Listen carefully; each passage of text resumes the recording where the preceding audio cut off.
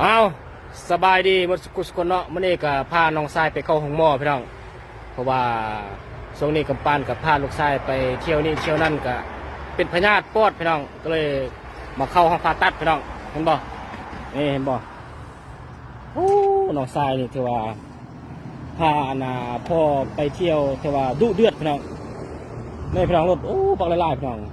คนกุลีก็เจ้าทิ่มก็เจ้าบ่เอาแหละพี่น้องรถเนี่ยเห็นบ่มีตลกงามๆพี่น้องเห็นบ่เฮ้ยนี่กู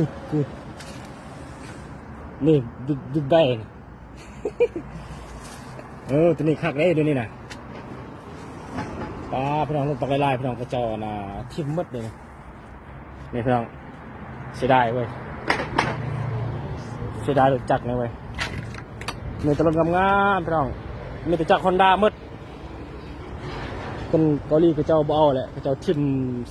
ทรายพี่น้องเห็ดคือเล็กเศษนี่บ่มีเพื่อมาซื้อในเล็กเศษพี่น้องบ่คือบ้านเฮานี่มีแต่เวียดไว้มาซื้อนี่อยู่เกาหลีนี่ก็เจ้าทิมทรายจะซื้อเลยพี่น้องรถเห็นบ่โอ้มาแปลงขี้นี่ยังคักอยู่พี่น้องนี่ทางล่างหุ่นกำเนียงรถงามๆพี่น้องนี่แต่รถงามๆรถดีๆไว้นี่อันนี้แม็กคันแป้งขี้เนี่ยโอ้อยู่บ้านเฮานี่คันขี้ไปตามทางล่วงนี่สว่ามีนามีตาได้พี่น้องอันนี้นะ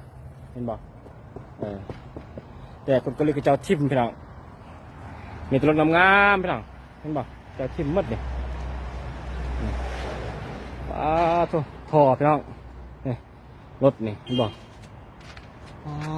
มีตัวรถก็คักเว้ยเห็นบอกพี่น้องแต่ว่าเขาเจ้าโบเอาอะไรเนี่ยเขาเจ้าทิมนี่เพราะว่ามันบ่มีคนมาซื้อเล็กเศษพี่น้องมันบรรทัดนี่โอ้เวียดเอาไปหมดเอามาแป้งค่ายนี่ยังได้เงินดีได้นี่มันบ่รถพี่น้อง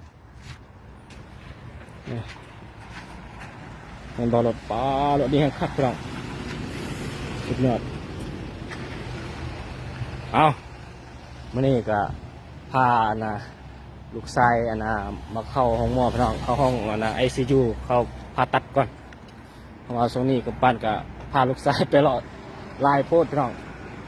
มันบอกพี่น้องรถป้าตัวนี้เลยยังคักเล็กตัวนี้นี่มันบอกเขาเจ้าชิมนี่พี่น้องเห็นบอกเสียดายไปเอาไปขี่อยู่บ้านเด้อสอบแปลงเอานี่สิพี่น้องเนาะทันมอมาเลยพี่น้องทันมอมาเลยพี่น้องเห็นบอกทันมอกำลังจะเสกลูกชายอยู่เห็นบอกทันมอนี่กำลังมาเอาพาลูกชายเข้าผ่าตัดก่อนพี่น้อง